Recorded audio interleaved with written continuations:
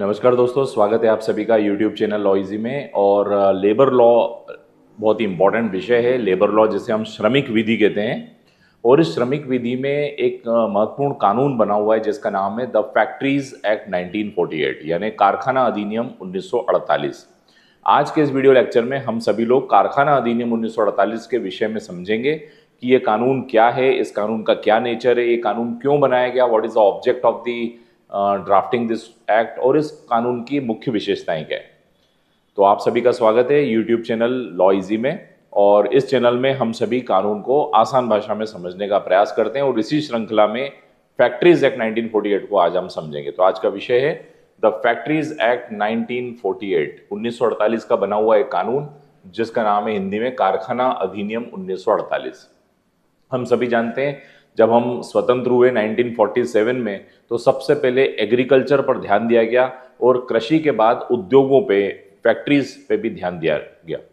और फैक्ट्रीज एक ऐसा स्थान होता है जहाँ पे मैन्युफैक्चरिंग प्रोसेस होती है। फैक्ट्री का नाम सुन के हमारे दिमाग में, हमारे जहन में एक चित्र उठता होगा जिसमें मशीनों से काम किया जा रहा है, वर्कर्स काम कर रहे हैं और कच्चे माल को तैयार माल में बदला जा रहा है। मतलब raw material is going to be converted into the finished product.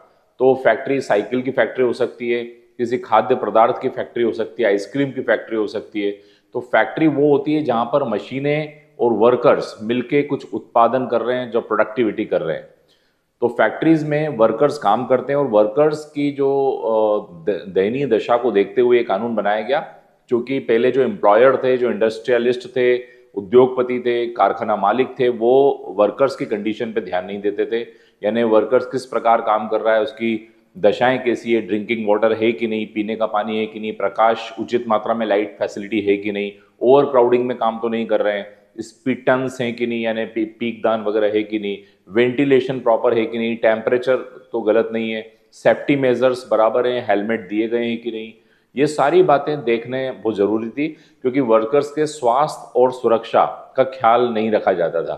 1948 का ये जो कानून बना, इस कानून ने वर्कर्स के लिए health provisions, safety provisions, welfare provisions, यानी स्वास्थ्य संबंधित प्रावधान, सुरक्षा संबंधित प्रावधान और कल्याणकारी उपबंधों को रखा। तो कारखाना अधिनियम देखा जाए तो एक वेलफेयर लेजिस्लेशन हम इसे कह सकते हैं, यानी कल्याणकारी कानून कहा जा सकता है, जो वर्कर्स के बेनिफिट के लिए, यानी कामकाजी वर्कमैन जो हैं, श्रमिक हैं, उन श्रमिकों की दशा में सुधार लाने के लिए यह कानून बना। इस कानून की एक और खासियत थी, इसने एम्प्लॉयर के ऊपर, यानी नियोजक के ऊपर, उद्योगपति के ऊपर, कारखाना मालिक के ऊपर एक लाइबिलिटी डाल दी कि आपको ये प्रावधानों का पालन कारखाने में करना होगा। और यदि जो व्यक्ति कारखाने के उपबंधों का पालन नहीं करता था, उसका चालान कटता था। मतलब ऑफेंस एंड पेनल्टीज भी ये कानून बताता है। तो इस कानून को समझते हैं। सबसे पहले इस कानून के इंट्रोडक्शन को हम समझते हैं, इस कानून के परिचय को हम समझने का प्रयास करते हैं। तो सबसे पहले फैक्ट्री एक प्लेस होता है। फैक्ट्री मतलब एक कारखाना एक स्थल होता है, प्लेस होता है जहां पे मैन्युफैक्चरिंग प्रोसेस होती है। मैन्युफैक्चरिंग प्रोसेस जिसको अभिनिर्माण प्रक्रिया कहते हैं।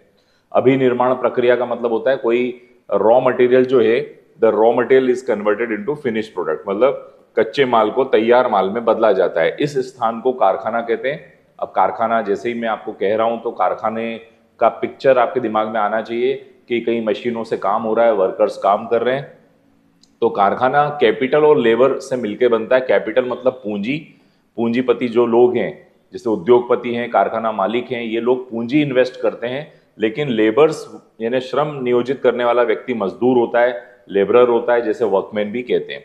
और इनकी सेफ्टी और हेल्थ को ध्यान में रखने के लिए ये कानून बनाया गया, क्योंकि वर्कर्स की हेल्थ और सेफ्टी पे ध्यान नहीं दिया जाता था।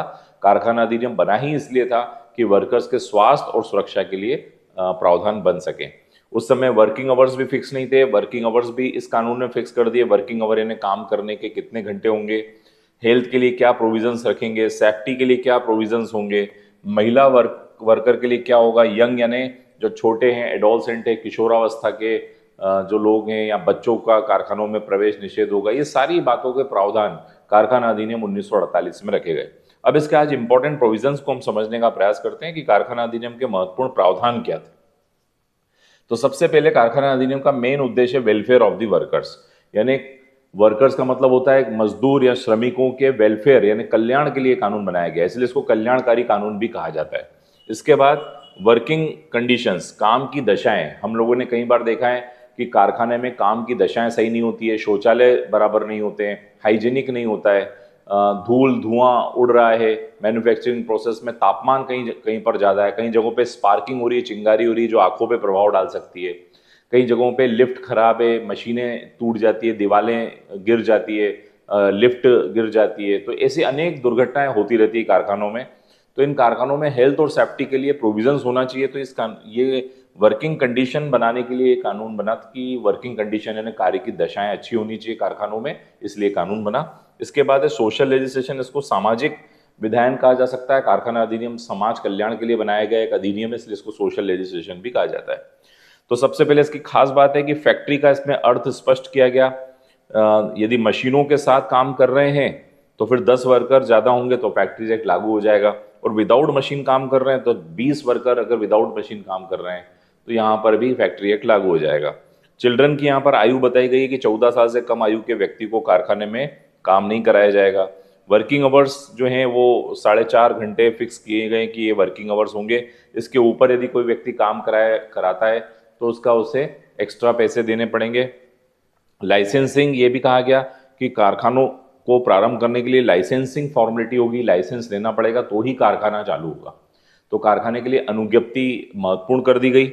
फिर इसमें हेल्थ के प्रोविजंस बताए गए। हेल्थ का मतलब होता है क्लीनलीनेस, वहाँ पे साफ सफाई होनी चाहिए, लाइटिंग बराबर होनी चाहिए, ओवर क्राउडिंग नहीं होना चाहिए, वेंटिलेशन होना चाहिए, टेम्परेचर के लिए प्रोविजंस बनाए गए।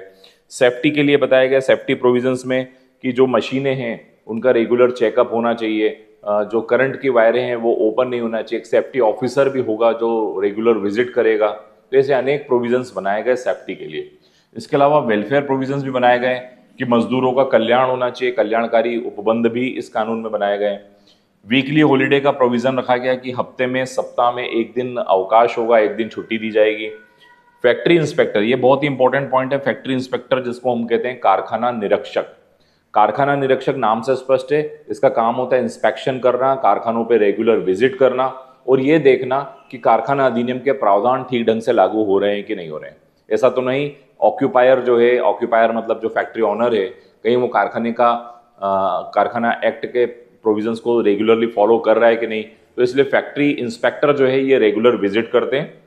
इसके बाद है ऑफेंस एंड पेनल्टी, और आप सभी को पता है बिना ऑफेंस एंड पेनल्टीज के कोई व्यक्ति कानून को मानता नहीं है। तो इसलिए इसमें ऑफेंस एंड पेनल्टी ने अपराध और दंड भी बताए गए। तो यह है मित्रों फैक्ट्रीज एक्ट क्या होता है, फैक्ट्री एक्ट क्यों बनाया गया और फैक्ट्री एक्ट के मेन प्रोविजंस क्या हैं। इसी प्रकार के लेबर लॉस के जो अन्य महत्वपूर्ण विषय थे, इंडस्ट्री के ऊपर हम लोग लेक्चर अपलोड कर चुके हैं। इंडस्ट्रियल डिस्प्यूट क्या होता है, रिट्रेंचमेंट क्या होता है, स्ट्राइक क्या होता है, लॉकआउट क्या होता है, इन सभी के ऊपर वीडियो लेक्चर्स अपलोड किए जा चुके हैं। ऐसे सभी विद्यार्थी जो जुडिशरी की प्रिपरेशन कर रहे हैं वे सभी लोग ऑनलाइन ऑफलाइन क्लासेस के लिए नीचे दिए हुए व्हाट्सएप नंबर पर संपर्क कर सकते हैं और law easy application play store से डाउनलोड कर सकते हैं। Thank you for watching this video.